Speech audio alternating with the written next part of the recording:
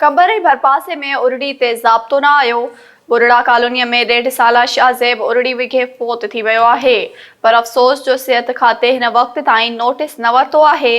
उन हवाले सां वधीक तफ़सील ॿुधाइण लाइ असां सां टेलीफ़ोन लाइन ते मौजूद आहे इख़लाक़ अहमद चांडियो। जी इख़लाक़ अहमद, छा तफ़सील आहिनि? जी बिल्कुल, सेहत खाते की नाअहलीअ सबब ज़िले कंब शदाद कोट अंदर ॿारनि में उड़ीअ जी बीमारी ज़ोर वठण लगी आहे, जॾहिं त फोकल पर्सन अगू निंड सुतल आहे। 8 ॾींहं अॻु कंबर जी बुड़ा कॉलोनी जो रहवासी दीदार हुसैन दादाणी जे 3 सालनि जी नींगरी दुआ दावदाणी उड़ीअ सबब फ़ौत थी हुई।